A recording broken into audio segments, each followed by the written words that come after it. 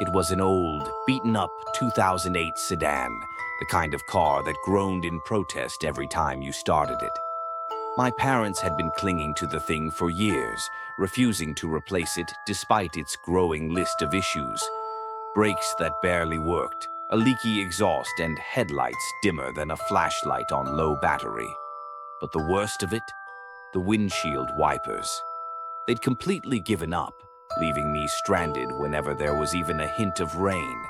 I had just finished visiting an old friend in New Mexico, a long overdue reunion. The drive back to Arizona was supposed to be uneventful. It was the height of summer, and rain wasn't something I'd even considered. The desert stretched endlessly in all directions, vast and empty. I've always loved driving through it, the solitude, the silence. It felt like freedom. That day, the weather was perfect, until it wasn't. About halfway through the drive, the clouds rolled in, dark and heavy, like an ominous blanket swallowing the horizon. The first few raindrops hit the windshield, then turned into a relentless downpour. I cursed under my breath as visibility vanished. Without functioning wipers, I had no choice but to pull over. The storm was unlike anything I'd seen before. Lightning cracked across the sky, illuminating the desert in bursts of eerie light. Thunder followed, rolling like an avalanche. I veered off the highway, steering the car a good distance into the desert to avoid any passing traffic. Not that there was much of it. I hadn't seen another car for miles. I turned off the engine and sat in the suffocating silence, rain hammering against the car roof. I figured I'd wait out the storm, maybe try to get some sleep. But as the minutes dragged on, unease crept in. The isolation, the darkness, the unrelenting rain. It all felt oppressive. And then there was the feeling. You know the one, like you're being watched. I glanced around, scanning the rain-blurred windows. Nothing but endless desert. Still, the sensation wouldn't leave. My eyes kept darting to the rearview mirror, half expecting to see something or someone lurking behind me. But the car was empty, and I was alone. I told myself it was just my imagination playing tricks. The storm finally began to ease, the rain slowing to a steady drizzle. I sighed in relief, thinking I'd be able to get back on the road soon. As the lightning grew less frequent, the desert settled into a strange, muted twilight. It was almost beautiful, in a haunting sort of way. That's when I saw them. At first, I thought it was the lightning playing tricks on my eyes, flashes of light in the distance. But these weren't random. They were moving, sharp, erratic beams of light darting across the landscape. Flashlights. My breath caught in my throat. Who else would be out here in the middle of nowhere during a storm like this? I watched as the lights grew closer, bobbing and weaving like fireflies on something stronger than caffeine. 3 figures emerged from the darkness, their flashlights cutting through the rain. They were heading straight for my car. My pulse quickened. Something about the way they moved, staggering, almost unsteady, set off every alarm in my body.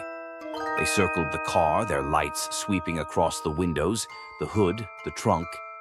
It felt deliberate, like they were looking for something. Or someone. I didn't wait to find out. My instincts screamed at me to move. I grabbed my phone, slipped out of the car as quietly as I could, and sprinted toward a cluster of boulders about 50 feet away.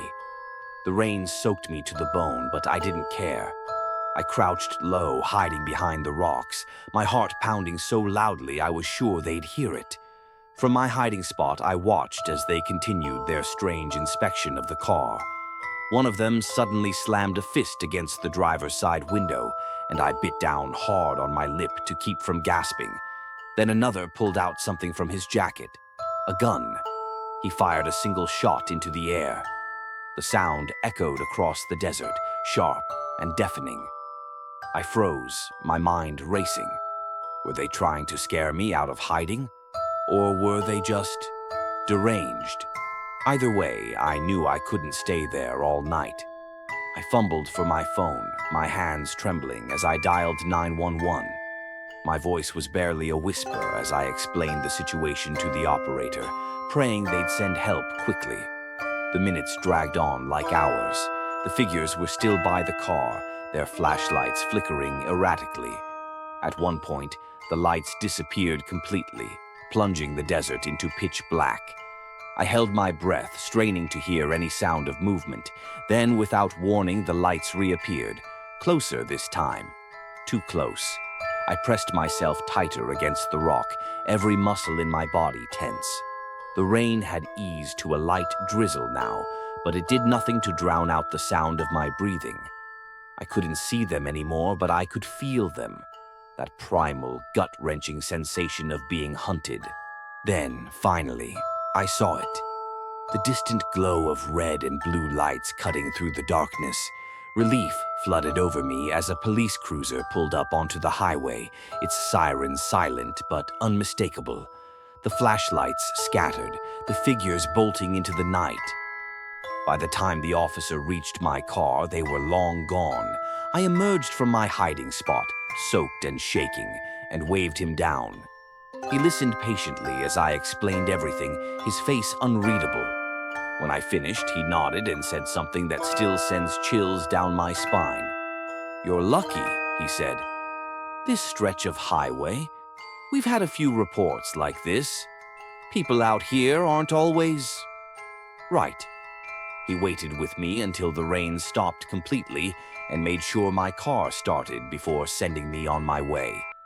I've replayed that night in my head 1,000 times, wondering who those people were and what they wanted. I haven't driven through the desert alone since.